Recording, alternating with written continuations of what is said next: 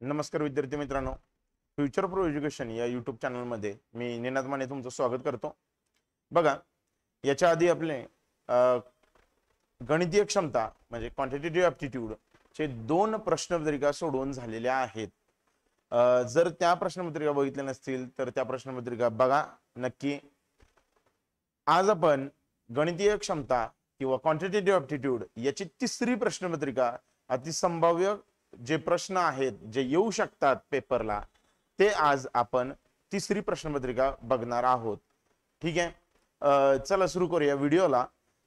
त्याच्या आधी तुम्हाला सांगायचं आहे की जर चॅनलला सबस्क्राईब केलं नसेल तर प्लीज प्लीज प्लीज चॅनलला सबस्क्राईब करा, बेल आयकॉन दाबा, जेणेकरून आमचा व्हिडिओ आल्यानंतर तुम्हाला लगेच पोहोचेल।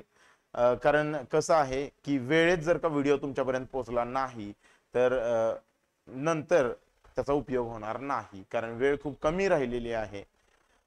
त्याच्यानंतर व्हिडिओला लाईक करा, कमेंट करून सांगा की व्हिडिओ कसा वाटतो। ओके, चला सुरुवात करूया आजच्या व्हिडिओला। ठीक आहे, क्वांटिटेटिव्ह ॲप्टिट्यूड गणितीय क्षमता संपूर्ण अतिसंभाव्य पेपर 3 आज आपण बघणार आहोत। पेपरला सुरुवात करूया। ओके, चला बघूया पहिला प्रश्न काय आहे। पहिला प्रश्न आहे, खालील संख्या शृंखलेतील प्रश्नचिन्हाच्या जागी कोणती संख्या यावी ते ठरवा। ओके, चला इथं बघा काय आहे,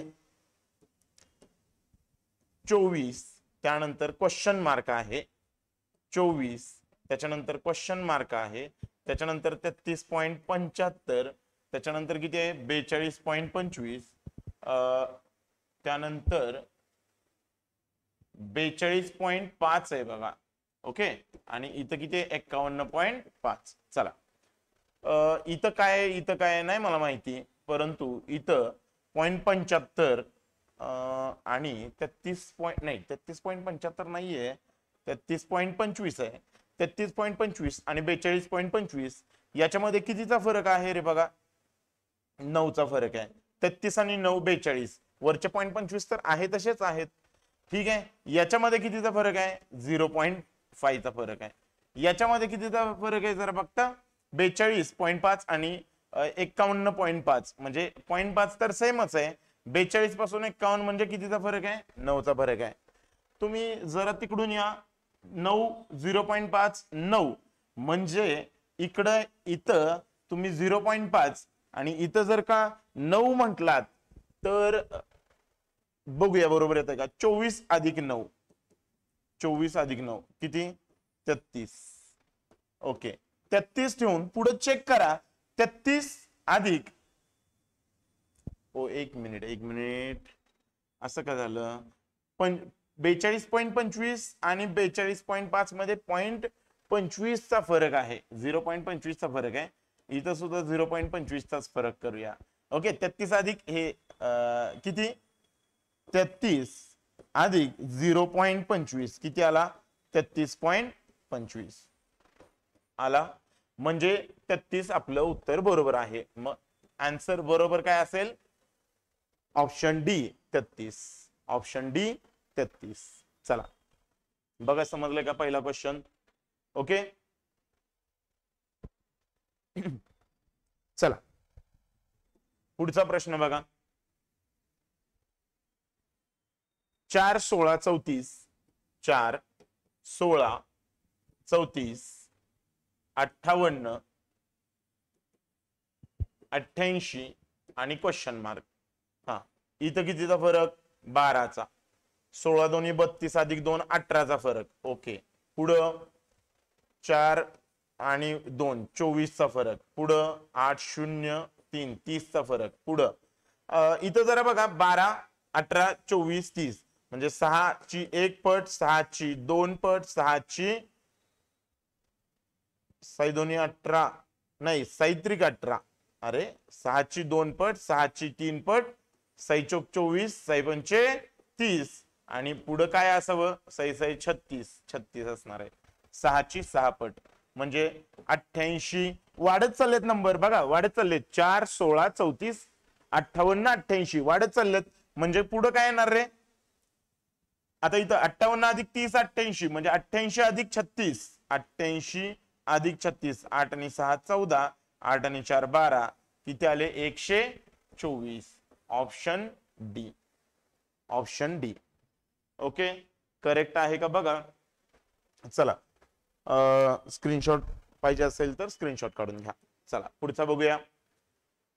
163, 163, 150, 134, 112, 81, क्वेश्चन मार्क. ओके, चला बघा कितीनं कमी झाले, कमी होत आली आहे सिरीज, कमी होत चालली आहे. कितीने कमी होते, 13 कमी होते. इथे कितीने कमी होते, 16 कमी होते. इथे कितीने कमी होते बघा बरं, 12 आणि 12 24, 24 आणि 10 34. बरं नाही, एक मिनिट, 2 1 2 2, 22 न कमी होते, 22 न कमी होते. चला 22 न कमी होते. पुढं 19, 19 आणि 2 21 आणि 10 31, 31 न कमी होते. बर, पुढं याच्यात काही पॅटर्न आहे का.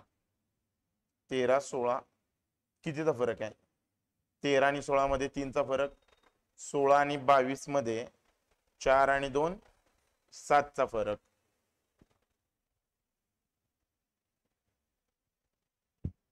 नाही, 4 आणि 2 6चा फरक. ओके, पुढं 22 आणि 31 9 आणि 1 8 आणि 1 9चा फरक. 8 आणि 1 9चा फरक. चला पुढे बघा, 3चा फरक, 6चा फरक, 9चा फरक. पुढे कितीचा फरक असेल रे, 3चा पाडाचा आहे ना, 12चा फरक. हा, 13 आणि 3 16, 16 आणि 6 22, 22 आणि 9 31, 31 आणि 12 किती आले 43. आता संख्या काय होत चाललेत, कमी होत चाललेत. कमी होत चाललेत म्हणजे याच्या 163 वजा 13, 150, 150 वजा 16, 134, हे वजा वजा होत चाललेत. म्हणजे 81 वजा 43. 11तून 3 गेले 8 आणि 8 मधून 5 गेले 3. किती आलं उत्तर 38. Option C. किती आलं, ऑप्शन सी 38. क्लिअर आहे का, एकदा बघा. Okay, done. चला बघा पुढे. त्यानंतर 6 5 8 21 क्वेश्चन मार्क 395. 6 पासून सुरू झालाय, 395 ला गेलाय, म्हणजे 100% गुणाकार होऊन गेलेला असणार आहे. कारण एवढं हे शक्य नाही, बरोबर. चला मग काय करता येईल बघा. हे बघा, इथं 6ची मी 1 पट केली आणि वजा 1 केले. 6ची 1 पट, 6 1 6 वजा 1 5, 5 दोन्ही 10 वजा 2 8, 8 त्रिक 24 वजा 3 21. मग मला सांगा 21 गुणुले 4 वजा 4, 21 चोक 84 वजा 4 किती आले 80. म्हणजे ऑप्शन डी. किती आलं उत्तर 80. क्लिअर आहे का, एकदा बघा. Okay, done. क्लिअर आहे का.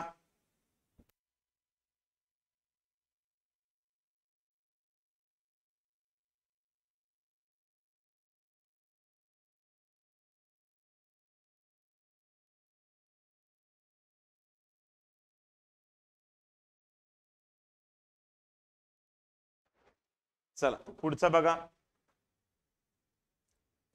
11 28 47 70 क्वेश्चन मार्क 130. चला बघा पुढे फरकच बघूया. ठीक आहे, कितीचा फरक आहे, 17चा फरक आहे, बरोबर. कितीचा फरक आहे, 2 19चा फरक आहे. ओके, कितीचा फरक आहे आता, वरचे 3 23चा फरक आहे. Okay, question mark question mark. 17 नंतर 19 आले, 19 नंतर 21 यायला हवे होते पण आले नाहीत. याचा अर्थ काय आहे रे, प्राईम नंबरची सिरीज आहे. कसली सिरीज आहे ही, प्राईम नंबरची सिरीज आहे.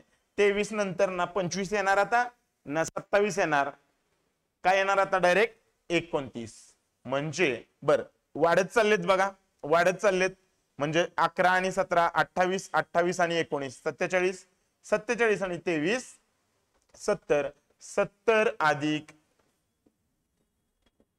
किती आले 99 बघा 99. बरं त्याच्या पुढचा काय येईल 31. 99 अधिक 31 होतात का 130 होतात म्हणजे 99 बरोबर आहे. याचा अर्थ 99 बरोबर आहे. येतं का लक्षात बघा. क्लिअर आहे का मित्रांनो? ठीक आहे बघा सिरीजचे क्वेश्चन याच्यापेक्षा अवघड पेपरला येणार नाहीत. लक्षात आलं का? हीच लेवल राहणार आहे पेपरच्या वेळी तुम्हाला मी शुअर सांगतो, कारण मी मागच्या वेळी पेपर दिलेला आहे. खूप सोपा पेपर असतो, फक्त कॉन्फिडन्स डाऊन करायचा नाही अजिबात. तुम्हाला 2 तासात कसं असतं ना या पेपरचं कसं आहे तुम्हाला सांगतो, 200 क्वेश्चन तुम्हाला बघायचे आहेत. त्यामुळं कितीही फास्ट गेलं तरी संपतच नाहीयेत असं वाटतं, पण थकायचं नाही अजिबात. जर तुम्ही थकलात सोडवताना पेपर तर तुम्हाला एनर्जी कमी वाटायला लागली तर तुमचा पेपर अटेम्प्ट होणार नाही. एनर्जी तुम्हाला टिकवून ठेवायची आहे, एनर्जी टिकवून ठेवायची. 2 तासच एवढे फास्ट क्वेश्चन करायचे तुम्हाला. आणि जे क्वेश्चन येत नाहीत सरळ स्किप करून टाका, पुढे जा, स्किप करून टाका, पुढे जा. अजिबात वेळ घालवू नका. वेळ जेवढा तुम्ही एखाद्या क्वेश्चन मध्ये जास्त घालवाल तेवढा तुम्हाला धोका मिळणार, लक्षात ठेवा. आणि जेवढं 200व्या क्वेश्चन पर्यंत गेलं पाहिजे, लक्षात ठेवा 2 तासाच्या आत तुम्ही 200वा क्वेश्चन बघितला पाहिजे. लक्षात घ्या, हे टार्गेट तुम्ही ठेवायचं आहे तुम्हाला सुरुवातीचे. आणि कसं असतं IBPS शेवटी सोपे सोपे क्वेश्चन टाकतं म्हणून काही शेवटीच सोडवायचं का नाही. कदाचित ते तो मध्ये सुद्धा पॅच असू शकतो सोप्या क्वेश्चनचा पॅच मध्ये असू शकतो, कडेला एखाद्या असू शकतो, म्हणजे शेवटी असू शकतो किंवा सुरुवातीला असू शकतो. लक्षात ठेवा सोपं आलं की फास्ट सोडवायचं, अवघड आलं की स्किप करायचं, मध्यम आलं तर बघायचं, मार्क अँड रिव्ह्यू साठी ठेवायचं. ही स्ट्रॅटेजी जर का तुम्ही ठेवली तर 100% तुम्हाला अटेम्प्ट वाढल्याशिवाय राहणार नाही. चला पुढे बघूया आपण.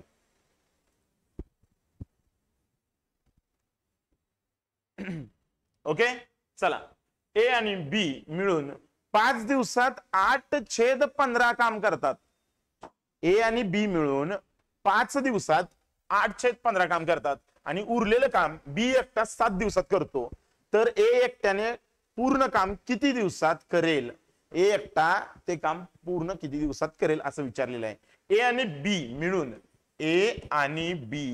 मिळून 5 दिवसात काम किती होतंय रे? 8/15 एवढं काम होतंय, लक्षात ठेवा. ठीक आहे. आणि उरलेलं काम म्हणजे 7/15, कारण हे पूर्ण काम असतं.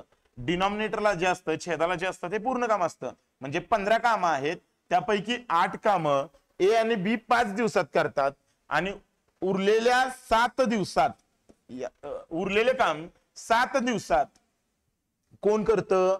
बी एकटा करतो. उरलेली कामं 7/15 कामं, कारण 8/15 कामं मला सांगा, पूर्ण काम जर का 1 असेल, 8/15 हे काम आहे झालेलं, तर उरलेलं काम किती? 1 वजा 8/15, 15 × 15 वजा 8, 7/15. तेच ना आपण इथं ऑब्झर्व करायचं. 15 पैकी 8 कामं केली, पण 15 पैकी किती कामं राहिली आता शिल्लक? 7 कामं राहिली, असं आपण कन्सिडर करायचं. ओके चला पुढे बघा. ए अधिक बी 5 कामं, म्हणजे ए आणि बी मिळून 5 दिवसात 8/15 कामं करतात. बी 7 दिवसात उरलेली 7/15 कामं पूर्ण करतो. आता इथं एक गोष्ट तुम्ही लक्षात घेतली पाहिजे, हे ए ची जी कामं आहेत, ए आणि बी ची जी कामं आहेत ही पूर्ण कामं नाहीयेत 5 दिवसात. पूर्ण कामं 5 दिवसात नाही करत आहे तो, 8/15 कामं पूर्ण करतोय. म्हणजे पूर्ण काम किती आहे? मी जर का पूर्ण काम 1 मानलं तर मला सांगा, याला 1 काम, हे काम आहे ना, हे काम आहे, काम मला पूर्ण करायला याला 15/8 न गुणलं पाहिजे. मग इकडं पण मी काय करतो, याला पण 15/8 न गुणतो. ठीक आहे, 8 ला 8 गेले, 15 ला 15 गेले, एक काम. मग मला सांगा ए अधिक बी ते एक काम किती दिवसात पूर्ण करतो? 15/75/8. 15/75/8 कळतंय का मी काय म्हंटल? अरे क्लिअर आहे का? 15/75/8 एवढी काम म्हणजे एवढ्या दिवसात. हे दिवस आहेत, हे काय आहेत? दिवस आहेत. आणि हे काय आहे? काम आहे. ठीक आहे, हे काय आहे? काम आहे. एवढं एक काम किती दिवसात? मग हे एक काम किती दिवसात करतोय जरा बघा बरं. हा एक काम किती दिवसात करतोय? 7 × 15/7. 7 ला 7 गेले, किती? या 15 ला 15 गेले, ते एक काम. म्हणजे बी तेच काम किती दिवसात करतोय? 15 दिवसात करतोय. जे काम ए अधिक बी 75/8 दिवसात करतात, तो पूर्ण काम. म्हणजे पूर्ण कामासाठी लागणारा वेळ हा आला बघा. किती आला? 15/75/8. 15/75/8 कळतंय का? पूर्ण कामासाठी लागलेला वेळ किती आला? 75/8. ए ला आणि बी ला एकत्रित. आणि बी ला त्या कामाला किती दिवस लागले? 15 दिवस लागले. मग या दोन्हीचा एलसीएम 75 घ्या. ऑब्विसली ना, 75 आणि 15चा एलसीएम. न्यूमरेटरचा एलसीएम घ्यायचा असतो, अजिबात डिनॉमिनेटर कडे बघायचं पण नाही. हा, मग 75 ला 75 गेल्यावर इथं किती राहिले रे? 8. हे बघा, 75 गुणुले किती बरोबर 75/8 गुणुले किती बरोबर 75? ऑब्विसली 75 गेले, काय राहिलं? 8. डिनॉमिनेटर येतो उत्तर. आणि 15 गुणिले किती बरोबर 75? तर 15/75. लक्षात आलं का कसं करायचं? डायरेक्ट हे फास्ट करायचं. इथं आता सांगायला मला वेळ जास्त गेला, याचा अर्थ तुम्हाला पेपरला जास्त वेळ जाईल असं नाही. ठीक आहे, चला मग मला एका प्रश्नाचं उत्तर द्या. तुम्हाला विचारलंय ही 75 कामं एकटा किती दिवसात करेल? मला सांगा. इथं त्याची क्षमता जी आहे ती 8 कामांची आहे. कुणाची? ए आणि बी ची. त्यातली बी किती? बी ची क्षमता 5 आहे. याचा अर्थ ए ची एकट्याची क्षमता किती असेल रे? 3 असेल. दोघांची मिळून 8 एवढी क्षमता आहे. त्यातली बी ची क्षमता 5 आहे. मग ए ची क्षमता किती आली? 3 आली. मग इथं टाइम किती लागेल रे? 75 कामाला 3 एवढ्या क्षमतेनं किती वेळ लागेल? 75/3 किती दिवस लागतील? 25 दिवस लागतील. किती लागतील रे? 25 दिवस. ऑप्शन बी. क्लिअर आहे का बघा एकदा. ओके, मी काय केलं? मला फ्रॅक्शन मध्ये कामं दिलेली, आणि दिवस दिलेले. मी काय केलं? पूर्ण काम, मला फ्रॅक्शन ऑफ काम, कामाचा काही भाग 5 दिवसात करतो. मग पूर्ण काम किती दिवसात करतो हे मी चेक केलं. यामुळे काय झालं? मला एलसीएम मेथड मध्ये याला बसवता आलं. लक्षात ठेवा, नेहमी पेपरला काय करायचं? पटकन पूर्ण किती दिवसात करतो काम ते बघायचं. याला काय म्हटलं इथं? 8/15 एवढं काम 5 दिवसात करतोय. तर पूर्ण काम किती दे? याला एक करण्यासाठी काय करायला? 8/15 ला 1 करण्यासाठी कितीने मल्टिप्लाय केलं पाहिजे? 15/8 न करा मल्टिप्लाय. 7/15 ला 1 करण्यासाठी कितीने मल्टिप्लाय केलं पाहिजे? 15/7 न. 7/15 ला 15/7 न मल्टिप्लाय करा 1. मग तेच इकडे पण करा, कळलं का? Okay, done. आजचे जे क्वेश्चन आहेत ना, थोडेसे अँटिक आहेत. आजचा जो क्वेश्चन पेपर आहे ना, थोडासा अँटिक ठेवलेला आहे. ठीक आहे, कारण 2 क्वेश्चन पेपर बघितले, थोडासा एक स्टेप पुढे गेलेलो आहे मी. ओके, चला हळूहळू लेवल वाढवूया. ओके, गडबड नाही आपल्याला. चला बघा, ए बी सी यांनी अनुक्रमे, याच्यातले काही क्वेश्चन खूपच सोपे आहेत बरं का. ए बी सी अनुक्रमे 4,800, 2,000 आणि 2,800 रुपये गुंतवतात. बरोबर. यांनी अनुक्रमे 4,800, 2,000 आणि 2,800 रुपये गुंतवले. वर्षाच्या शेवटी बी ला 3,500 रुपये नफा झाला. तर ए आणि सी च्या नफ्यातील फरक किती? मला एका प्रश्नाचं उत्तर द्या. त्यांनी पैसे गुंतवलेत आणि वर्षाच्या शेवटी, म्हणजे याचा अर्थ तिघांनी पण 1 वर्ष पैसे गुंतवलेत. याचा अर्थ जे प्रॉफिट आहे, profit of A, profit of B आणि प्रॉफिट ऑफ सी यांचा जो रेशो आहे तो capital of A, capital of B, capital of B, capital of C यांच्या रेशो बरोबर असणार. का बरं? कारण एक लक्षात ठेवा, इथं टाइम सेम आहे. इथं टाइम काय आहे? सेम आहे. टाइम सेम असल्यामुळं त्यांचा जो प्रॉफिटचा रेशो आहे तो त्यांच्या गुंतवलेल्या रकमेवरतीच एवढाच असणार आहे, बरोबर. मग कॅपिटल ए ने किती गुंतवले 4800, बी ने किती गुंतवले 2000 आणि सी ने किती गुंतवले 3000, नाही सी ने किती गुंतवले 2800 गुंतवले, 2800 गुंतवले. 2 शून्याला 2 शून्यला 2 शून्य, 4 न भाग लावा, 4 एके 4, 4 दोन्ही 8, 4 पंचे 20, 4 सत्ता 28. Profit of A, profit of B, profit of C. हा 12 5 7. आता एक गोष्ट लक्षात घ्या की बी ला 3500 रुपये मिळालेत. बी च किती आहे रे प्रॉफिट 5x एवढं प्रॉफिट आहे, म्हणजे 3500. 3500. आणि तुम्हाला प्रश्न काय विचारलाय जरा बघता का? त्यांनी प्रश्न विचारलाय ए आणि सी यांच्या नफ्यातील फरक किती. मला सांगा ए चा नफा 12x, ए आणि सी यांच्या नफ्यातील फरक 12x वजा 7x, म्हणजे पुन्हा त्यांनी 5x विचारले. देताना त्यांनी 5x चीच व्हॅल्यू दिली आहे आणि विचारताना सुद्धा 5x चीच व्हॅल्यू विचारलेली आहे. मग तुम्हाला चांगलंच माहिती आहे 5x म्हणजे किती, 5x म्हणजे पुन्हा किती आले रे 3500 रुपये. किती आले 3500 रुपये. समजलंय का बघा एकदा, क्लिअर आहे का? ठीक आहे, ओके. चला जाऊया पुढं. पुढे बघा, एका माणसाने 400 रुपये सरळ व्याजावर काही वर्षासाठी गुंतवले.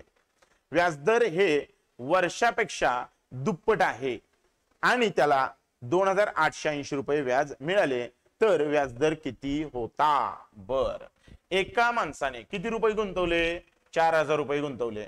सरळ व्याज बरोबर काय आहे म गुणुले द गुणुले क भागिले 100 भागिले 100, बरोबर. चला मग सरळ व्याज किती आहे, त्याला व्याज किती मिळाले 2880 रुपये. किती रुपये गुंतवले 4000 रुपये गुंतवले. बर, दर किती आहे, व्याज दर हे वर्षाच्या दुप्पट आहे. म्हणजे वर्ष जर का समजा किती असेल आर एवढं असेल, आर एवढं असेल वर्ष, तर कारण मला काय विचारले रे व्याजदर विचारलंय म्हणजे आर विचारलंय ना. मी काय करतो हे बघा, काय म्हटलंय व्याजदर, व्याजदर व्याजदर हा दुप्पट आहे वर्षाच्या. मग मी वर्ष किती मानतो आर एवढी वर्ष मानतो, तर व्याजदर आलं 2R, व्याजदर आलं 2R. कळलं 100. ओके. चला पुन्हा कट करा, कट करा. ओके कट करा. किती आलं, या शून्याला हे शून्य गेले, 4 एके 4, 4 दोन्ही 8, 8 एके 8, 8 चौक नाही 8 त्रिक 24 उरले 4, 8 6 48. आर स्क्वेअर बरोबर किती आले रे 36. आर स्क्वेअर बरोबर किती आले 36.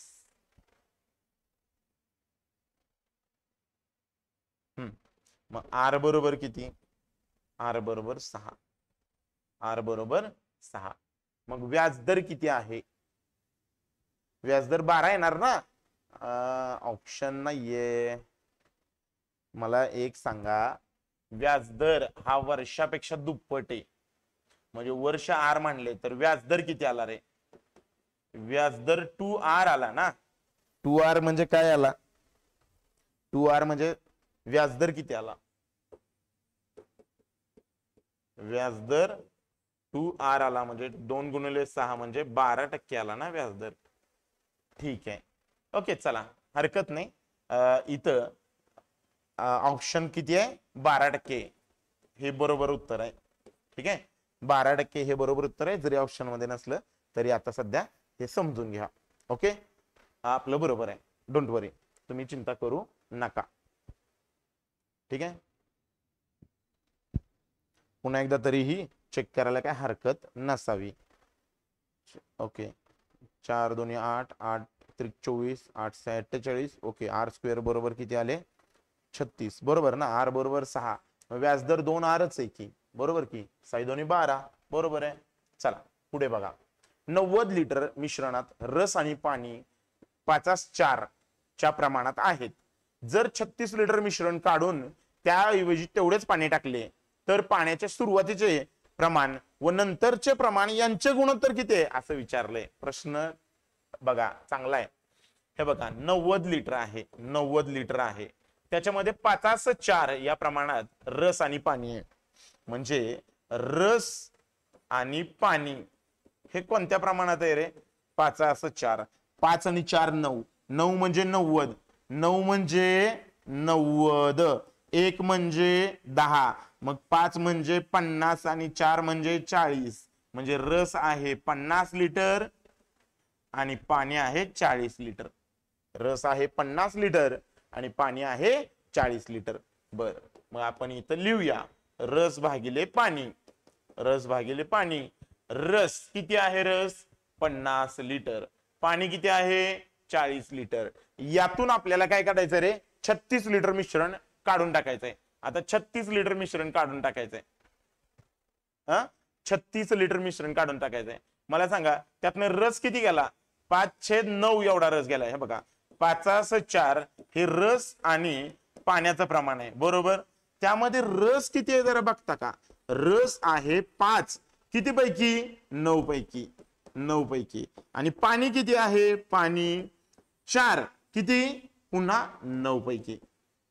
म्हणजे 9 पैकी 5 रस आहे आणि 9 पैकी 4 पाणी आहे. लक्षात आलं का? ओके, चला पुढे. हा, मग किती मधून? 36 मधून. आणि 4/9 एवढं पाणी आहे किती पैकी? 36 पैकी. आणि पुन्हा तेवढंच त्यात पाणी टाकलंय. पाणी किती टाकलं रे? 36च पाणी टाकलं. म्हणजे 36 लिटर मिश्रण काढून घेतलं आणि त्याच्याऐवजी 36च लिटर काय टाकलं? पाणी टाकलं. तर येणार जे प्रमाण आहे ते किती आहे बघूया. हे प्रमाण बघूया आपण, चेक करूया इथं. 50 वजा 9 चोक 36. अरे एक मिनिट. हा, 9 चोक 36, 9 चोक 36 वजा किती रे? 20. आणि इथं 40 वजा 4 चोक 16 अधिक 36 अधिक 20. लक्षात ठेवा जेवढं तुम्ही मिश्रण काढून टाकताय, आणि एक इथं हिंट तुम्हाला देतो, जेवढं तुम्ही पाणी काढता आणि तेवढंच जर का जेवढं मिश्रण तुम्ही काढता आणि तेवढंच एखादं प्रमाण तुम्ही वाढवत असाल तर जेवढे वजा होतात तेवढेच अधिक होतात. जेवढे वजा होतात तेवढेच अधिक होतात. इथं लक्षात ठेवायचं असं. ठीक आहे, जेवढे वजा होतात तेवढेच काय होतात? अधिक होतात. हा, चला मग इथं 50 मधून 20 गेले, किती राहिले? 30. आणि 40 अधिक 20 किती आले? 60. म्हणजे काय आलं प्रमाण? पुन्हा जर का असं केलं तर रस आणि पाणी यांचं नवीन प्रमाण काय आलं रे? हे काय आलं? नवीन प्रमाण आलं. नवीन प्रमाण आलं. लक्षात आलं का? नवीन प्रमाण किती आलं? 1/2 आलं. बर, जुनं प्रमाण, सुरुवातीचं प्रमाण आणि नंतरचं प्रमाण यांचं गुणोत्तर पाहिजे. म्हणजे जुनं प्रमाण किती आहे रे? जुनं प्रमाण आहे 5/4, 5/4. आणि नवीन प्रमाण आहे 1/2. ठीक आहे, नवीन जुने प्रमाण भागिले नवीन प्रमाण. तुम्हाला गुणोत्तर कशाचं घ्यायचंय? जुनं आणि नवीन यांचं गुणोत्तर घ्यायचंय. हा छेदाचा छेद अंशस्थानी जातो, माहिती असावं. छेदाचा छेद अंशस्थानी जातो, अंशाचा छेद छेदस्थानी येतो. म्हणजे 5 गुणिले 2 होणार आणि 4 गुणिले 1 होणार. इथं भाग जिथं जातोय तिथं लावा. 5/2 आले. काय आलं उत्तर? 5/2. चुकून जर का तुम्ही इथं उत्तर आलं आणि हे जे उत्तर आहे ते जर का क्लिक केलं तर तुमचं आन्सर चुकलं. त्यांनी प्रश्न काय विचारलाय हे नीट बघा. याच्यामध्ये अवघड काही नाही, पण प्रश्न विचारण्याची त्यांची जी पद्धत आहे ती जरा बघा. त्यांनी काय म्हटलंय? सुरुवातीचं प्रमाण आणि नंतर प्रमाण यांचं गुणोत्तर त्यांना पाहिजे, ना की त्यांना हे काढून टाकलं आणि इथं पाणी भरलं आणि तर हे जे नवीन प्रमाण आलंय ते नवीन प्रमाण त्यांना नकोय. जुनं प्रमाण आणि नवीन प्रमाण यांचं गुणोत्तर पाहिजे. त्यामुळे उत्तर 5/2 पाहिजे. बर, याच्यामध्ये पण 2/5 इथं ऑप्शन आहे. जर तुम्ही नवीन प्रमाण वर घेतलं, त्यांनी सुरुवातीचे प्रमाण आणि नंतरचे प्रमाण यांचं गुणोत्तर विचारले. याचा अर्थ सुरुवातीचं प्रमाण वर न्यूमरेटरला घ्यायचंय आणि नवीन प्रमाण जे आहे ते खाली घ्यायचंय डिनॉमिनेटरला, आणि तरच तुमचं आन्सर बरोबर येऊ शकतं. त्याशिवाय तुमचं उत्तर बरोबर येणार नाही. जर का हे उलट गेलं तर तुमचं 2/5 येणार, तेही तुमचं चुकणार. लक्षात आलं? बरोबर तर आहे 5/2. बरोबर उत्तर आहे 5-2. आता तुम्ही म्हणाल सर एवढं तुम्ही म्हणजे एवढं सोडवायचं का पेपरला? तुम्हाला खरं सांगू, पेपरला तुम्ही एक एक हिंट एक लक्षात ठेवा, जे तुमच्या मनात आहे ते कधी पेपरवर उतरवू नका. तुमची स्पीड वाढू शकतं. स्पीड वाढवायचं असेल तर मला सांगा, इथं 9 चोक 36 केलं मी, 4-5 20. मला माहिती आहे ना 50 मधून 20 वजा 30 येणार आहे. मी ही स्टेप स्किपच करेन ना. त्यानंतर 4 चोक 16, 36 वजा 16 20 येतंय. आणि तुम्हाला मगाशी सांगितल्याप्रमाणे मी हे बघा, इथं 20 येणार म्हटल्यानंतर खाली डोळे झाकून 20 लिहायचं, इथं वजा आहे तर खाली अधिक लिहायचं. बरोबर. त्यानंतर 40 अधिक 20 60 डायरेक्ट लिहायचं. आणि तुम्हाला माहिती आहे हे प्रमाण किती आहे, 30 आणि 60 एकाच 2 आहे. झालं. म्हणजे तुम्हाला बरं सर मग हे, अरे हे जस्ट मी लिहिलंय, मला तोंडी हे बघा 90 चे 2 रेशो काढले, 5-4 तर 5 म्हणजे किती, 5 आणि 4 9, 9 म्हणजे 90, 1 म्हणजे 10, 1 म्हणजे 10 तर 5 म्हणजे 50 आणि 4 म्हणजे 40. हे तोंडी आलं, हे तोंडी आलं. बरोबर. हे तोंडी आलं, हे इथलं तोंडी आलं, हे वालं. बरोबर. मग राहिलं काय रे, 2 स्टेपचं तर काम आहे, ही आणि ही स्टेप आणि नंतर डायरेक्ट ही स्टेप. सिंपल. 3 स्टेपचं काम आहे बघायला गेलं तर. पेपरला तुम्हाला वाटतंय तेवढं ते अवघड जात नाही. एकदा सोडवायला तुम्ही स्पीड मध्ये सुरुवात केली की हे 30 सेकंदाच्या आत सुटणारच एक्झाम्पल आहे. ओके. चला, कसं आहे, मी जास्त एक्सप्लेन करतोय, जास्त लिहितोय, याचा अर्थ तुम्हाला असं वाटतं की हे खूप अवघड आहे. पण हे बघा, मी लिहितो तुम्हाला समजवण्याच्या हेतून, माझा हेतू एक्झाम्पल लेंदी करणं हा नसतो, तुम्हाला समजावं या हेतूने लिहितो. बरोबर. तुम्ही पेपरला जाऊन तुम्हाला कोणाला समजवायचंय, ठीक आहे. त्यामुळे तुम्ही जास्त लिहू नका पेपरमध्ये, तुम्ही कमीत कमी लिहा. तुम्हाला जास्तीत जास्त मार्क, जास्तीत जास्त अटेम्प्ट 100% होतील आणि ऑब्विसली जास्त मार्क सुद्धा पडतील. चला पुढचा बघूया प्रश्न. 8 पेन. प्रश्न नीट बघा काय म्हटलेलं आहे. 8 पेन आणि 12 बाटल्यांची एकत्र खरेदी किंमत 440 रुपये आहे. काय रे, 8 पेन आणि 12 बाटल्या 440 रुपये किंमत आहे. जर 10 पेन लक्षात येते का, जर 10 पेन आणि 15 बाटल्या विकून 20% नफा मिळवायचा असेल, 20% नफा मिळवायचा असेल तर एकूण विक्री किंमत किती असावी? आता बऱ्याच जणांना असं वाटू शकतं 20% नफा म्हणजे याच्यावर 20% नफा. अरे तसं नाहीये, याच्यावरती तुम्हाला 20% नफा मिळवायचा आहे. ही त्याची खरेदी किंमत आहे, ही त्याची काय आहे रे, खरेदी किंमत आहे. आणि याच्यावरती तुम्हाला विक्रीवरती म्हणजे खरेदीवरती 20% नफा मिळवायचा आहे. ओके. तुम्ही जर का हा प्रश्न बघितला तर इथे एक ऑप्शन पाहिजे होता ऍक्च्युली, म्हणजे कॅनॉट बी डिटरमाइन किंवा सोडवता येणार नाही असा एक ऑप्शन पाहिजे होता. बऱ्याच जणांनी तो क्लिक केला असता. का बरं? कारण म्हटले असते हे दिलंय आणि हे दिलं नाही, लिनियर इक्वेशन 2 व्हेरिएबल झालं, एक सामायिक समीकरण, 2 चलातील एक सामायिक समीकरण, याला इथं पण काहीतरी असावं लागतं असं तुम्ही म्हटलं असता, ठीक आहे, आणि क्लिक केलं असतं कॅनॉट बी डिटरमाइन. परंतु तसं नाही. जरा नीट ऑब्झर्व करा. हे बघा, 8 पेन 12 बाटल्या यांची किंमत 440 आहे. मी याच्या निम्मे पेन करतो, निम्म्या बॉटल करतो. 4 पेन आणि 6 बॉटल ची किंमत 220 असेल. ऑब्विसली खरेदी किंमत, ठीक आहे. त्यानंतर अजून निम्मे करतो. 2 पी आणि 3 बॉटल, 2 पेन आणि 3 बॉटल यांची किंमत किती असेल रे? खरेदी किंमत ही सुद्धा काय रे, खरेदी किंमतच. 2 पेन आणि 3 बॉटलची खरेदी किंमत पुन्हा किती आली? 110 आली. पुन्हा त्याची किंमत किती आली? 110 आली. आता जरा बघता, याच्या 5 पट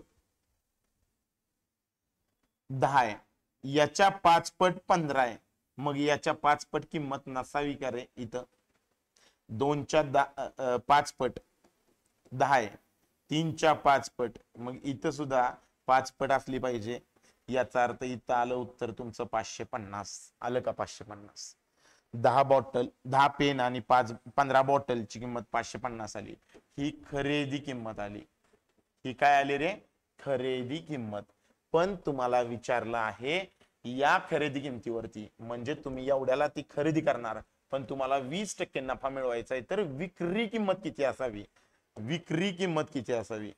लक्षात ठेवा, विक्री किंमत किती असावी? खरेदी किमतीवरती खरेदी किंमत किती आहे? खरेदी किंमत आहे 550.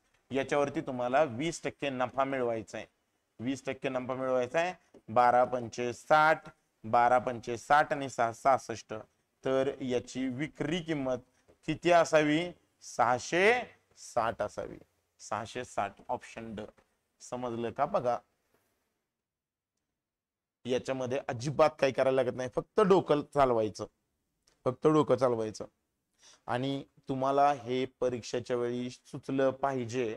आणि जर का तुम्ही कॉन्सन्ट्रेशन चांगलं ठेवलं तर 100% हे तुम्हाला सुचल्याशिवाय राहणार नाही. 100% सुचणार. कळलं का? चला बघा, स्क्रीनशॉट घ्यायचा असेल तर स्क्रीनशॉट घ्या. चला बघा, एका वर्तुळाची त्रिज्या 7 सेंटीमीटर आहे. एका चौरसाची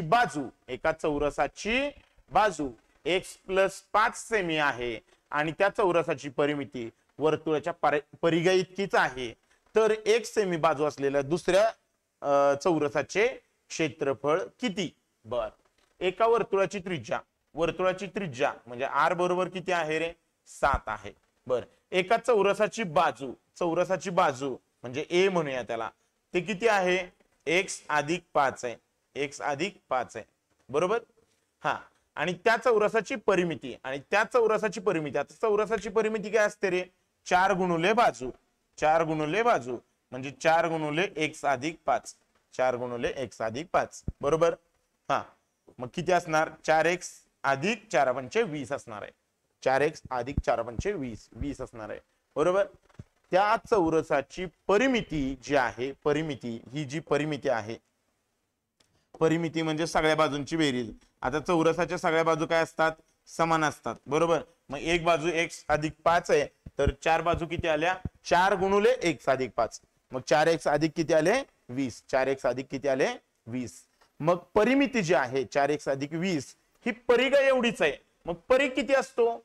परिघ असतो 2πr. मग परिघ किती आहे? जरा इथं परिघ काढतो मी, याचा परिघ काढतो. परिघ किती आला? 2πr. 2 गुणुले 22/7 गुणुले किती आले रे? 7, बरोबर. 7 ला 7 गेले. परिघ किती आला? 44. म्हणजे परिमिती जी आहे ती परिघा एवढी आहे. म्हणजे याचा अर्थ 4x + 20 याची जी किंमत आहे ती 44 आली. किती आली? 44 आली. परिघ जेवढा आहे तेवढीच परिमिती आहे, बरोबर. मग x ची किंमत काढूया. हा, त्याला तिकडे जाऊ द्या. 4x बरोबर 44 - 20 24, बरोबर. आणि 4 × 4 4 × 6 24. x बरोबर किती आले? 6. x बरोबर आले 6. आता त्यांनी विचारलेलं आहे x सेंटीमीटर बाजू असलेल्या चौरसाचे क्षेत्रफळ किती? आता चौरसाची बाजू किती आली रे? 6 आली. मग मला सांगा चौरसाचे क्षेत्रफळ किती? चौरसाचे क्षेत्रफळ बाजूचा वर्ग आहे. बाजूंचा वर्ग. बाजू किती आहे? 6 आणि त्याचा वर्ग किती आला रे? 36. सिंपल. किती आला आन्सर? 36. क्लिअर? ओके, आलंय का लक्षात? बघा, एका वर्तुळाची त्रिज्या आहे ती 7 आहे. मग त्याचा परिघ आला 44.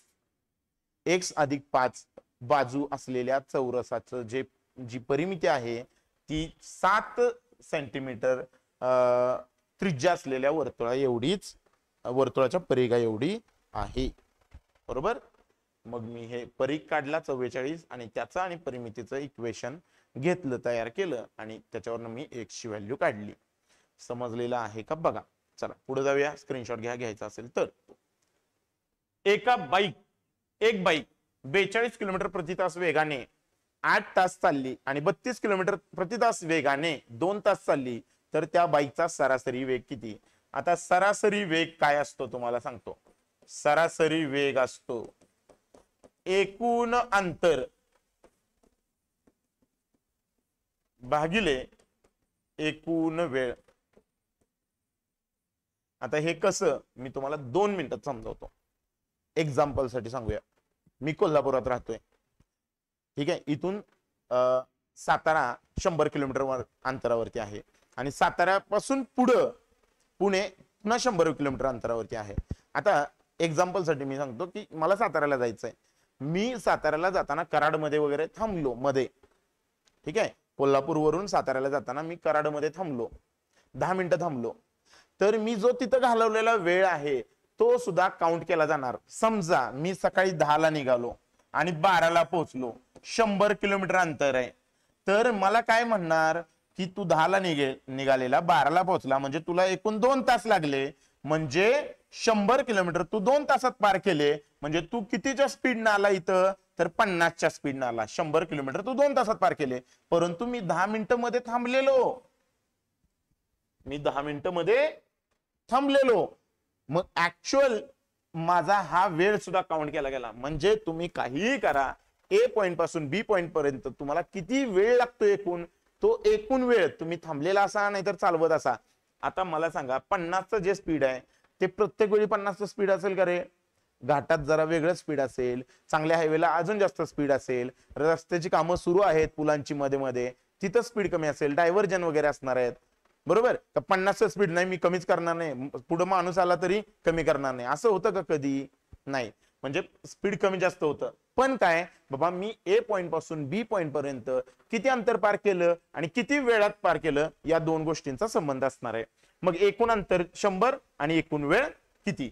मग मला सांगा, इथं 42 किलोमीटर प्रति तास 8 तास प्रवास केला. 8 तास प्रवास केला म्हणजे किती अंतर पार केलं जरा ते बघूया. पहिलं अंतर म्हणजे D1 म्हणूया, पहिलं डिस्टन्स 42 किलोमीटर. डिस्टन्स बरोबर काय असतं माहितीये तुम्हाला? Speed into time.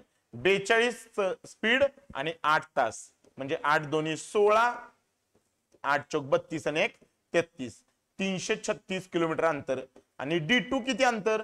D2 किती अंतर? 32च्या स्पीडनं 2 तास म्हणजे 64 किलोमीटर एवढं अंतर पार केलं.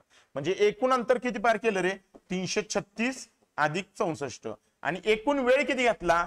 8 तास अधिक 2 तास म्हणजे 336 अधिक 64 किती आले? 400 भागिले 10, शून्याला शून्य गेले, किती आलं? 40 किलोमीटर प्रति तास. 40 किलोमीटर प्रति तास कुठं आहे रे? इथं. नाहीतर बऱ्यापैकी पोरं काय करतात माहितीये, सरासरी म्हटलं की 42 अधिक 32 इथं करतात बेरीज भागिले 2 भागिले 2, बे के बे, बे त्रिक 6, बे साती 14, 37. नाहीये नशिबाने इथं उत्तर, परंतु हे असं करतात, हे साफ चुकीचं आहे. सरासरी वेग हा एकूण अंतर भागिले एकूण काळ असतो, लक्षात ठेवायचं. ठीक आहे. स्क्रीनशॉट घेतला असेल तर आपण पुढे जाऊया. चला बघूया पुढं. ए बी सी यांचे सध्याचे वय 15 आहे. जर ए आणि सी यांचे एकत्रित वय 27 वर्ष असेल तर बी चं वय किती? मला सांगा. सरासरी वय, सध्याचं जे सरासरी वय आहे ते 15 आहे. म्हणजे ए अधिक बी अधिक सी यांचं एकूण वय किती आलं? 3 गुणिले 15 म्हणजे 45 आलं एकूण वय. त्यामधलं ए आणि सी चं वय किती आहे? ए अधिक सी चं वय किती आहे? 27 आहे. ए अधिक सी चं वय किती आहे? 27 आहे. याचा अर्थ ए ला ए गेले, सी ला सी गेले. बी चं वय किती आलं रे? 45 वजा 27, बरोबर ना. तिघांच्या वयामधून दोघांचं वय गेलं तर ऑब्विसली जे उरलं ते बी चं वय आलं. किती सोपं आहे बघा. 45 वजा 17, 27 किती आले? 18. किती आले? 18. 18 वर्षे. बरोबर का? बघा आलंय का लक्षात? एवढं सोपं आहे हे. काही एक्झाम्पल सोपी असतात, तिथं स्पीड घ्यायचं. ठीक आहे. ओके. जसं क्रिकेटमध्ये एखादा लूज बॉलर आला, एखादा म्हणजे नाही खराब आहे त्याची बॉलिंग खराब पडायला लागली, तर तिथं षटकार चौकार मारायचे. आणि एखादा चांगला आला बॉलर बुमराह सारखा तर थोडस डक करून खेळायचं. ठीक आहे. पण एवढं पण हे खेळू नका की ओव्हर मेडन जाईल. ठीक आहे. चला. 68 लोकांपैकी काही खेळाडू, गायक आणि क्रिकेटपटू आहेत. खेळाडू आणि क्रिकेटपटू यांचे प्रमाण 2:9 आहे. गायकांची संख्या क्रिकेटपटूंपेक्षा 8 ने अधिक आहे. तर क्रिकेटपटूंची संख्या किती? बरं, खेळाडू अधिक गायक अधिक क्रिकेटपटू यांची एकूण संख्या 68 आहे. खेळाडू आणि क्रिकेटपटू यांचं जे प्रमाण आहे, खेळाडू आणि क्रिकेटपटू यांचं जे प्रमाण आहे ते आहे 2:9. हे आहे 2:9. म्हणजे खेळाडूंची संख्या आली 2x आणि क्रिकेटपटूंची संख्या आली 9x. बरोबर. हा, गायकांची संख्या क्रिकेटपटूंपेक्षा कितीने अधिक आहे रे? गायकांची संख्या क्रिकेटपटूंपेक्षा 8 ने अधिक आहे. बरं थांबा, या किमती इथं टाकूया. खेळाडूची किंमत किती आहे रे? 2x अधिक गायक अधिक 9x बरोबर किती आले? 68. 9 आणि 2 11. गायक किती आले रे? गायक किती आले? 68 वजा 11x. गायक किती आले?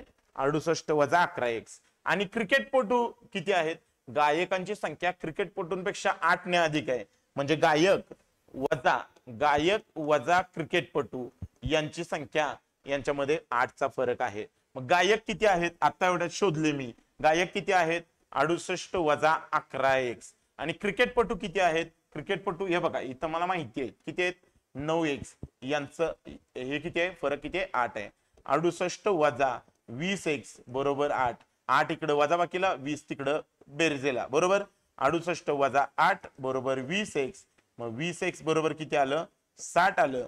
x बरोबर आलं 3. तुम्हाला क्रिकेटपटूंची संख्या विचारली. क्रिकेटपटूंची संख्या किती आहे? 9x. 9 गुणिले 3 किती आले? 27. काय लिहिलं काय? 9 गुणिले असं कर. 9 गुणिले किती? 3. 9 त्रिक 27. ठीक आहे. 9 गुणिले 3 किती आलं? 27.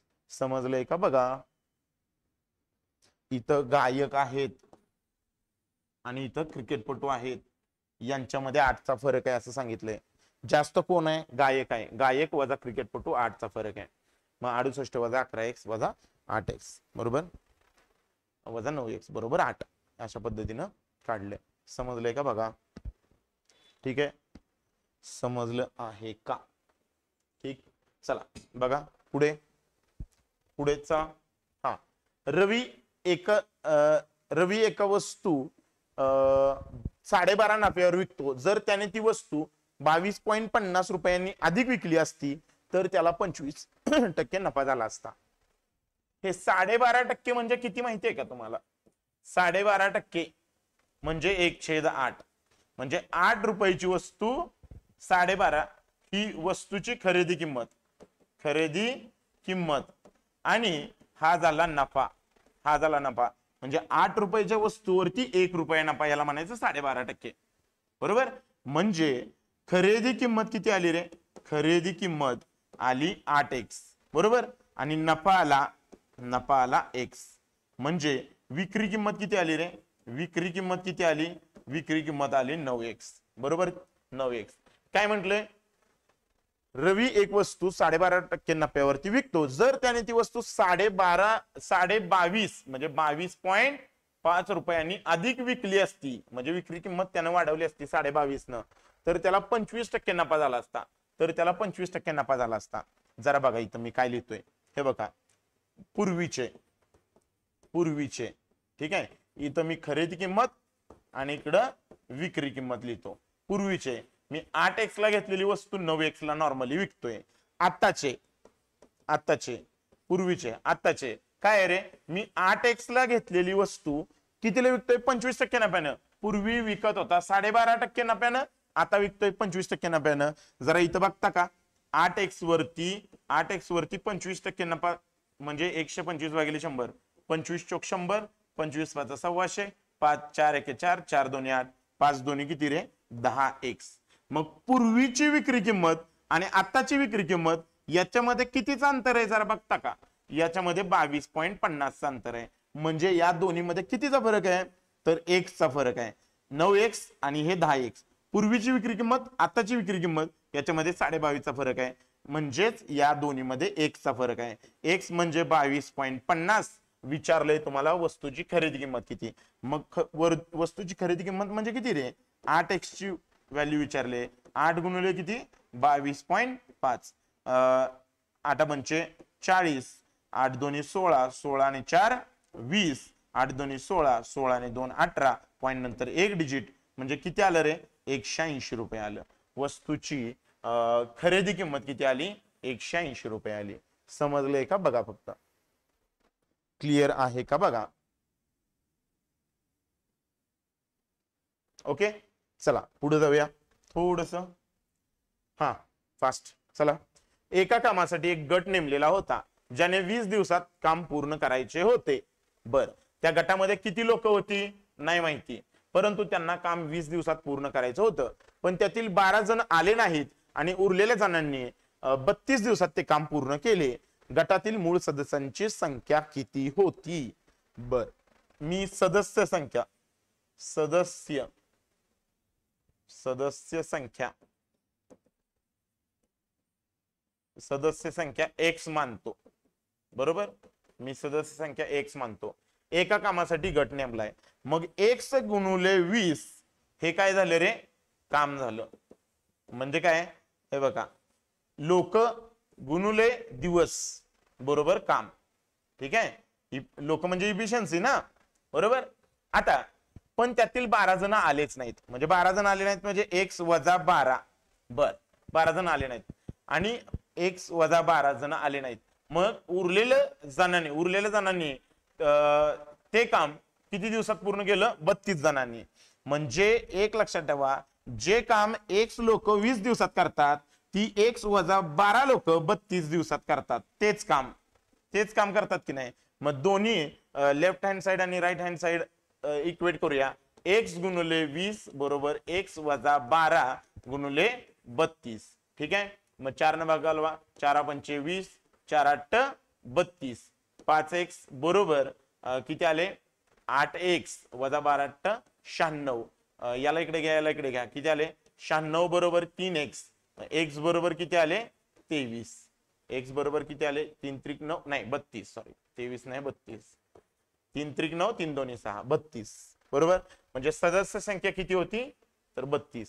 सदस्य संख्या किती होती 32. लक्षात ठेवा m1 into w1 is m1 d1 is equal to m2 d2 हा फॉर्म्युला वापरला.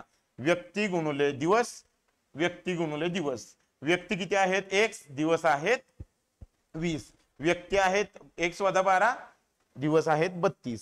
मग m1 d1 is equal to m2 d2 हा फॉर्म्युला जर का मी वापरला तर मला सहजपणे x ची व्हॅल्यू मिळून जाईल. समजलंय का बघा. ओके डन क्लिअर आहे. चला पुढे बघा. एका भांड्यात P आणि Q हे द्रव्य 5:3 प्रमाणात आहे. जर 16 लिटर मिश्रण काढून त्यात Q द्रव्य टाकून ते भांडे भरले तर आता ते प्रमाण 3:5 झाले. भांडे किती लिटरचं आहे. बर मला सांगा भांड किती लिटरचं आहे. एका भांड्यात 5x काय आहे P किती आहे 5x आणि Q किती आहे रे 3x आहे. म्हणजे याचा अर्थ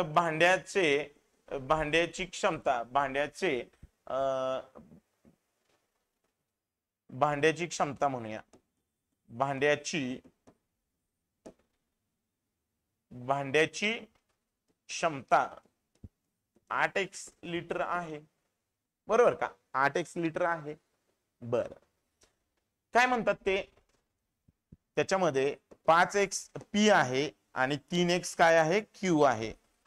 त्यांनी काय केलं 16 लिटर मिश्रण काढून टाकलं आणि त्याच्याऐवजी 16 लिटर काय टाकलं Q भरलं. मगाशी सेम एक्झाम्पल होतं की नाही सेम एक्झाम्पल, परंतु हे तुम्हाला माहिती होते यावेळी हे माहिती नाही. ठीक आहे चला असू द्या. काय आलं 16 लिटर म्हणजे 5/8. मला सांगा या 5:3 या P आणि Q या रेशो मध्ये 5 किती पैकी आहे 8 पैकी आणि 3 किती पैकी आहे 8 पैकी. हे P आहे आणि हे Q आहे. म्हणजे 5/8 आहे 16 मधून आणि 3/8 आहे 16 मधून. 3 Q कोण Q P आहे 5/8 16 मधून आणि Q आहे 3/8 16 मधून. आणि हे भांड पुन्हा पूर्ण भरलं याचा अर्थ 16 लिटर पुन्हा काय टाकलं Q द्रव्य टाकलं. काय टाकलं Q द्रव्य टाकलं. तर हे जे प्रमाण आहे ते प्रमाण किती आहे 3:5 आता झालेलं आहे. 8 दोन्ही 16, 8 दोन्ही 16. जरा बघा मगाच येतं का 5 दोन्ही 10 आणि इथं किती रे 3x. आता मला सांगा इथं किती यायला पाहिजे सहजपणे. आताच एवढ्यात आपण चर्चा केली -10 म्हटल्यानंतर +10 येतंय की नाही बघूया, चेक करूया. 3 दोन्ही 6 + 16 - 6 आलं का +10 +16 - 10 येतंय का 10. लक्षात आलं का. मी काय म्हणत असतो की वर जेवढे वजा होतात तेवढेच खाली अधिक होतात, बरोबर. हा चला तिरकस गुणाकार करूया. चला तिरकस गुणाकार करा. तुम्हाला x ची किंमत काढून 8x ची किंमत काढायची आहे. भांड्याची क्षमता 8x लिटर आहे हे लक्षात असू द्या. वजा 25x वजा 5 × 50 बरोबर. तिरकस गुणाकार करा. हा 3 त्रिक 9x अधिक 30. याला इकडे घ्या, याला इकडे घ्या. किती आले 25x वजा 9x बरोबर किती आले 30 अधिक 50 बरोबर 16x बरोबर 80. x बरोबर 16 × 5 = 80. मग 8x ची किंमत किती आली 8 × 5 बरोबर 8 × 5 = 40 लिटर. किती आले 40 लिटर. आले का लक्षात बघा. क्लिअर. ओके चला पुढे बघूया.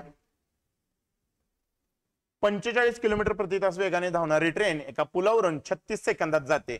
जर ट्रेन आणि पुलाची लांबी यांचं प्रमाण एकाच 3 असेल तर पुलाची लांबी किती. बरं ट्रेनची लांबी किती आहे. ट्रेनची लांबी किती आहे x आहे आणि पुलाची लांबी किती आहे. पुलाची लांबी आहे किती 3x आहे. जर ट्रेन पुलावरून 36 सेकंदात जाते म्हणजे ट्रेन किती अंतर पार करते. ट्रेन x अधिक 3x एकूण 4x एवढं अंतर पार करते. कितीच्या वेगानं 45च्या वेगानं बरोबर. आणि किती वेळात 36 सेकंदात. अंतर बरोबर काय रे वेग गुणुले काळ. वेग मग वेग कितीचा आहे रे 45चा वेग आहे बरोबर. 45चा वेग आहे आणि काळ किती आहे 36 सेकंदाचा काळ आहे बरोबर. आणि अंतर किती पार करते रे 4x एवढं अंतर पार करते. 4x एवढं अंतर पार करते. लक्षात आलं का. x अधिक 3x कारण पुलाचं पण स्वतः बरोबर पुलाचं पण अंतर पार करणार गाडी त्यामुळे 4x एवढं अंतर पार करणार. याचं बेसिक तुम्ही जर का बघितलं नसेल तर बेसिकचे व्हिडिओ मी टाकलेले आहेत युट्यूब वरती. आपली टेटची प्लेलिस्ट वेगळी आहे प्लीज ती एकदा बघा ठीक आहे. चला 45 हे किलोमीटर प्रति तास आहे. 45 किलोमीटर प्रति तास आहे. याला जर का मीटर पर सेकंद करायचं असेल तर 45 ला 5/18 न गुणा याला मीटर पर सेकंद करायचा. मग इथं मीटर प्रति सेकंद आलं. का बरं मीटर प्रति सेकंद केलं कारण इथं 36 सेकंद उत्तर आहे. सॉरी इथं प्रश्नामध्ये 36 सेकंद दिलेला आहे म्हणून इथं मी मीटर पर सेकंद करून घेतलं. म्हणजे हे सगळं मीटर मध्ये येणार. आता 18 दोन्ही 36 5 दोन्ही 10 45 ची 10 पट किती आली 450 म्हणजे 4x बरोबर 450. 4x बरोबर 450. तुम्हाला काय विचारलंय 3x चं उत्तर विचारलंय ना काय पुलाची लांबी विचारलंय. मग x बरोबर 450 भागिले 4 बरोबर. मग किती आले रे 3x बरोबर किती आले रे 450 गुणिले 3 भागिले 4. मी काय करतो आधी गुणाकार करून घेतो. 0 5 त्रिक 15 5 4 त्रिक 12 आणि 1 13 150 भागिले 4. 4 त्रिक 12 उरले 1 4 त्रिक 12 उरले 3 4 7 28 आणि 4 पंचे 20 म्हणजे 3x. पुलाची लांबी किती आली रे 337 मीटर. 337.5 मीटर. 337.5 मीटर. आले का लक्षात बघा. क्लिअर. ओके चला पुढे. ए पदासाठी अर्ज करणाऱ्यांची संख्या बी पदासाठी अर्ज करणाऱ्यांपेक्षा 50% ने अधिक आहे. बर दोन्ही पदासाठी मुलांची संख्या समान आहे. दोन्ही पदासाठी अर्ज करणाऱ्या मुलांची संख्या जी आहे ती समान आहे. जर ए पदासाठी 70% अर्ज करणारे मुलं जर का असतील तर बी पदासाठी अर्ज करणाऱ्या मुलींची टक्केवारी काढा. बर ए पदासाठी मला एक सांगा. हे बघा ए पदासाठी करणारे एकूण म्हणजे टोटल ए किती आहेत तर 50% अधिक आहेत कोणाच्या पेक्षा, टोटल बी पेक्षा. मी काय म्हणतो हे बघा, जे पूर्ण ए ला अर्ज करणारे टोटल ऑफ ए मानतो, ठीक आहे. मुली मानतो ए ला अर्ज करणाऱ्या गर्ल्स ऑफ ए आणि बॉईज ऑफ ए. इथं तसंच करतो, टोटल ऑफ बी, बी ला अर्ज करणारे total of B, girls be ला अर्ज करणाऱ्या गर्ल्स ऑफ बी, आणि इथं गर्ल्स, इथं बॉईज ऑफ बी असं म्हणतो मी. चालेल ना, ठीक आहे, असं म्हणूया. किंवा शब्द सरळ सरळ वापरले तरी चालतील, ठीक आहे. हा, टोटल ऑफ ए हे जे आहेत ते टोटल ऑफ बी च्या किती आहेत, 50% अधिक आहेत. 50% अधिक म्हणजे कळतं का, 150. 50% अधिक म्हणजे 150. याचा अर्थ टोटल ऑफ ए किती आले, 150 एक्स. टोटल ऑफ ए किती आले, 150 एक्स. आणि टोटल ऑफ बी किती आले, टोटल ऑफ बी आले 100 एक्स. राहू द्या तसंच. मी भाग जरी जात असला तरी नाही लावणार, का, पुढे जाऊन अजून टक्केवारी आहे, त्यामुळे या 0चा मला 100% फायदा होणार आहे, त्यामुळे मी कट करत नाही. मला माहिती आहे इथं 3 आणि 2 वगैरे कट होईल, पण नका कट करू, असू द्या. पुढे बघा, दोन्ही पदासाठी मुलींची संख्या समान आहे, म्हणजे girls of A is equal to girls of B. मुलींची जे आहे ती संख्या समान आहे. बर, ए पदासाठी अर्ज करणारी मुलं आहेत 70%. बॉईज, ए ला अर्ज करणारे बॉईज किती आहेत, 70%. कुणाच्या, टोटल ऑफ ए. आणि टोटल ऑफ ए किती आहेत रे, 150च्या, 150 एक्सच्या. शून्याला शून्य गेले, 15 7 105 एक्स. काय आहेत, मुलं आहेत, म्हणजे एकूण विद्यार्थी संख्येच्या 105 एक्स मुलं आहेत. मग मला सांगा गर्ल्स ऑफ ए किती असतील रे, 150 वजा 105 एक्स म्हणजे किती, 45 एक्स असतील की नाही. किती असतील, 45 एक्स. म्हणजे 150 वजा 105 म्हणजे 45. मग तेवढेच कोण आहेत, गर्ल्स आहेत बीच्या. मग गर्ल्स ऑफ बी किती आल्या, गर्ल्स ऑफ बी आल्या अल्सो 45 एक्स. का बरं, कारण त्यांनी गर्ल्सचं प्रमाण काय, इथं गर्ल्स ज्या आहेत त्या समान आहेत. मग इथं 45 आहेत, तर हे पण 45 एक्स आल्या. मग मला सांगा टोटल बी किती आहेत, टोटल बी आहेत 100. मग त्यांनी बॉईज, काय रे, बॉईज बी मधले किती असणार रे, total of B minus girls of B, बरोबर का. टोटल ऑफ बी किती आहेत, 100 एक्स. आणि हे किती आहेत, girls of B 45 x, 55 x आले ना, बरोबर. आणि तुम्हाला टक्केवारी विचारली, मुलांची टक्केवारी किती आहे रे, बॉईज इन बी किती आहे, 55 आहे. किती पैकी, 100 पैकी. तर 100च्या किती टक्के हे, सरळ सरळ कळतंय, किती टक्के, 55%. उत्तर ऑप्शन सी. ठीक आहे, मी खूप निवांत सोडवले आणि समजण्यासाठी खूप जास्तच बोललेलो आहे. पण लक्षात ठेवा, हे पेपरला मला सोडवायला अजिबात 30 सेकंदापेक्षा जास्त वेळ लागणार नाही, मला नव्हे कोणालाच नाही. कारण हे एवढं सोपं आहे. तुम्ही जर का व्यवस्थित वाचलं आणि वाचलेलं इम्प्लिमेंट करत गेलात ना बरोबर, तर काहीही अवघड नाही. लक्षात आलं का. हे 45 तर हे 45, मग उरलेलं किती, 55 आलं तोंडी. हे बघा, हे 150, 150 हे 100. या 150चे 70% किती रे, 15 7 105, 105. मग उरले 150 पैकी 105 मुलं असतील तर मुली किती असतील, 45. मग तेवढ्याच मुली असतील बीच्या, मग बीच्या मुली आल्या 45. मग इथं मुलं किती आली, मग 100 होती ना टोटल स्टुडंट, 100 पैकी 45 मुली असतील तर 55 मुलं असतील, मग 55% डायरेक्ट उत्तर. तोंडी सुद्धा येऊ शकतं हे. ठीक आहे, चला. प्रवाहाचा वेग आणि स्थिर पाण्यात बोटीचा वेग यांचं प्रमाण. प्रवाहाचा वेग ज्याला आपण सी म्हणतो, बोटीचा वेग ज्याला आपण बी म्हणतो, याचं प्रमाण 2:5 आहे. जर बोटीने 70 किलोमीटर प्रवास 5 तासात प्रवाहाच्या दिशेने केला, प्रवाहाच्या दिशेने म्हणजे काय रे, DW आपण त्याला म्हणतो, म्हणजे डाऊनस्ट्रीम. प्रवाहाच्या दिशेने डाऊनस्ट्रीम, डाऊन म्हणजे खाली जाणं, डाऊनस्ट्रीम. प्रवाहाच्या दिशेने किती, 70 किलोमीटर 5 तासात, 70 किलोमीटर 5 तासात म्हणजे वेग किती आला रे, 14 किलोमीटर प्रति तास. वेग किती आला, 14 किलोमीटर प्रति तास. लक्षात येतंय का? म्हणजे या दोघांची बेरीज प्रवाहाच्या दिशेनं म्हणजे बी प्लस सी असतं. बी प्लस सी म्हणजे 2x अधिक 5x बरोबर 7x बरोबर किती आले? 14. x बरोबर आले 2. x बरोबर 2 आले तर सी बरोबर आले बेदोन्ही 4 किलोमीटर प्रति तास आणि बी आले 5 दोन्ही 10 किलोमीटर प्रति तास. आता काय म्हणतात ते? प्रवाहाच्या विरुद्ध दिशेने 30 किलोमीटरचा वेग टी तास केला तर टी ची किंमत किती? मग प्रवाहाच्या विरुद्ध दिशेने म्हणजे युएस म्हणतो डी किंवा युपी म्हणतो आपण त्याला, अपस्ट्रीम स्पीड किती असतं ते? 10 वजा 4 6 किलोमीटर प्रति तास असतं. मग मला सांगा तुम्हाला टाइम काढायचा आहे, किती जायचंय पुढं? डिस्टन्स भागिले स्पीड. डिस्टन्स किती जायचंय? 30 आणि कितीच्या स्पीडनं जायचंय ते? 6च्या स्पीडनं जायचंय. 6 पंचे 30 किती आलं? 5 तास. किती आलं? 5 तास. टी ची किंमत किती आली? 5. टी ची किंमत किती आली बघा? 5. ठीक आहे. यांचे बेसिकचे व्हिडिओ जर का बघितले नसतील तर प्लीज जाऊन ते बघा, त्याशिवाय तुम्हाला हे फास्ट लक्षात येणार नाही. येतंय का लक्षात?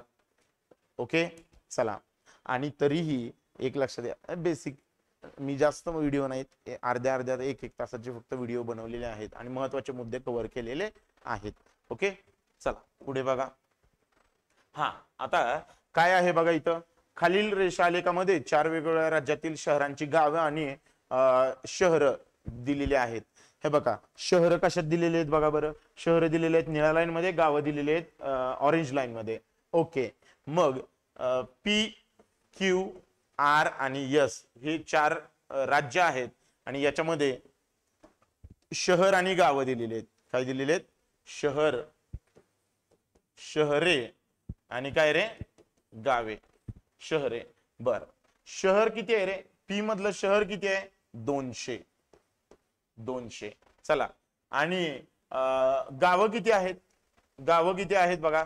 300च्या वर एक लाईन आहे आणि एकाचे 300 ते 400 म्हणजे एकाचे किती भाग केलेत? 4 भाग केलेत म्हणजे 25चा एक भाग आला. 25चा एक भाग आला म्हणजे 325 आले. गावं किती आली रे? 325 आली. चला इथं 200च्या वर एक लाईन आहे म्हणजे 225 शहर आणि 200च्या खाली एक लाईन आहे म्हणजे 175 गावं. 175 गावं. चला 100च्या वर 2 लाईन आहेत म्हणजे 150 शहर. 150 शहर आणि 100च्या एक लाईन वर आहे म्हणजे 125 शहर. 125 शहर. चला 200च्या वर 2 लाईन आहेत म्हणजे 250, कारण एका लाईनची किंमत किती आहे? 25 आहे. 2 लाईन वर म्हणजे 50 आणि 100च्या खाली एक लाईन म्हणजे किती? 75. हे लक्षात आलंय का बघा एकदा.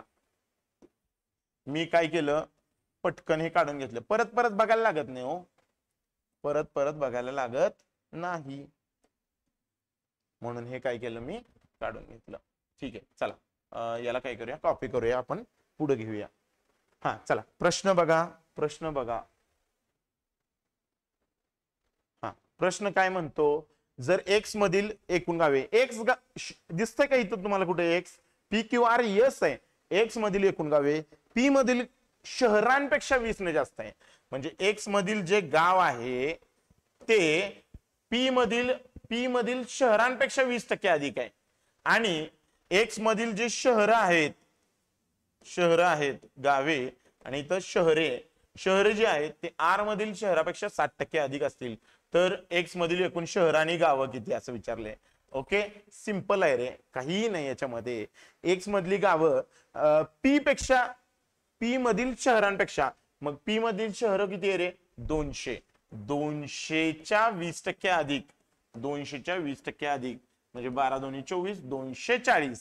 आणि एक्स मधली जी शहरं आहेत ती आर मधील शहरांपेक्षा, आर मधील शहर कुठं आहेत? 150.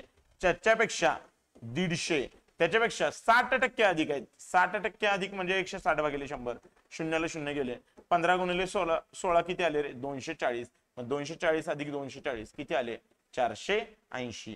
मग एकूण किती आले रे? 480. Option C. बघा समजलं आहे का? ठीक आहे समजलंय का बघा. जाऊया पुढं. एक्स मधले जी गावं आहेत ती काय आहे? 200च्या 20% अधिक आणि 150च्या 60% अधिक. ठीक आहे आरामात समजेल, काही हरकत नाही. चला पुढे बघा, पुढे बघा. चला काय काय म्हटलेलं आहे, क्यू मधील शहर आणि गावांची सरासरी संख्या किती? अरे 225 आणि 175, 225 आणि 175 यांची बेरीज किती? याच्यात जर का 25 टाकले तर 200 झाले, 200 अधिक 200 किती आले? 400. 400 भागिले 2 किती रे? 200. ऑप्शन डी सरासरी किती आली? 200. एवढं सोपं आहे. Okay done. चला पुढे काय म्हटलंय, पुढे काय म्हटलंय बघा, आर मधील एकूण गावांची संख्या आणि आर आणि यस मधील एकूण शहरांची संख्या यांचं प्रमाण. आर मधील गावांची संख्या, आर मधील गावं किती आहेत? 125. आणि याचं प्रमाण कुणाबरोबर घ्यायचं आहे? यस मधील शहरांची, नाही, आर मधील आणि यस मधील एकूण शहरांची. आर मधील आणि यस मधील एकूण शहरांची. 150 अधिक 250 किती आले रे? 400. 125 चा रेशो तुम्हाला 400 बरोबर घ्यायचा आहे. 25 5 125, 25 1 25, उरले 15, 25 संग 150, 5 16, 5 16 ऑप्शन पहिलाच आहे बघा, 5 16. ओके चला समजलंय का? चला पुढे बघा, पी आणि क्यू मधील एकूण गावांची संख्या किती? पी आणि क्यू मधील एकूण गावांची संख्या किती? पी आणि क्यू मधील एकूण गावांची संख्या 325 अधिक 175. इकडचे 25 इकडे टाकले तर 200 झाले आणि एकूण किती झाले? 500. एकूण किती झाले? 500. एकदम सोपं, हलकं फुलकं आहे. बघा एक तुम्ही ऑब्झर्व केलं का, वर्ड प्रॉब्लेम थोडेसे टफ चालले की याचे सिंप्लिफिकेशन सोपे असणार, नंबर सिरीज सोपी असणार, त्यानंतर DI सुद्धा सोपे असणार आहेत. लक्षात आलं का? हे असतं म्हणजे बल्क टॉपिक सोपे आले तर वर्ड प्रॉब्लेम थोडेसे डिफिकल्ट येणार, थोडेसे डिफिकल्ट थोडेसे त्यातल्या त्यात. आणि जर का वर्ड प्रॉब्लेम इझी आले तर हे इकडचं थोडस लिटल बिट टफ असणार आहे. ठीक आहे, अगदीच काही असं टफ नसणार आहे. ठीक आहे चला, एवढ्या दिवसांची प्रिपरेशन आहे आपली, अजिबात सुद्धा टेन्शन घ्यायचं नाही. यस मधील एकूण शहर आणि पी आणि यस मधील एकूण गावांपेक्षा किती टक्के कमी आहेत? यस मधील शहर जरा बघा बरं, यस मधील शहर किती आहेत? 250 आहेत, 250 आहेत. आणि पी आणि यस मधील एकूण गावं किती आहेत बघा, पी आणि यस मधील एकूण गावं 375 अधिक 75 किती आले? 400. याच्यामध्ये पर्सेंटेज कमी वापरायचंय. पर्सेंटेज कमी म्हणजे काय रे? दोन्हीतला फरक 400 वजा 250 भागिले, पर्सेंटेज कमी असेल तर भागतो आपण जास्त न भागतो, कारण कमी हे कुणापेक्षा कमी असणार आहे? तर जास्त पेक्षा कमी असणार आहे. या 2 शून्याला हे 2 शून्य गेले, किती आले रे? 150 भागिले 4. 150 भागिले 4 म्हणजे किती आले? 4 त्रिक 12, उरले 3, 4 7 28, किती आले? 37.5% कमी. किती आले? 37.5% कमी.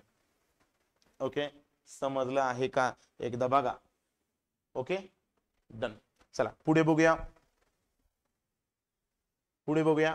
1425 अधिक 8560 अधिक 1680 भागिले 200. आधी तुम्ही हे करा, नाहीतर या सगळ्यांची बेरीज कराल. इकडे नका जाऊ, इथं फक्त बेरीज करा. 1425 अधिक 8560 यांची आधी बेरीज करा आणि हा भागाकार करूनच ऍड करा. लक्षात आलं का? हे 5 आले, हे 8 आले, हे 9 आले आणि हे 9 आले. 9985 आणि 1680 भागिले 200 करा. शून्याला शून्य गेले, बेन 10 20, बे 8 16, बे 4 किती आलं? 8.4. म्हणजे याच्यामध्ये 8.4 ऍड करायचे. म्हणजे इथं करा ना 8.4 ऍड.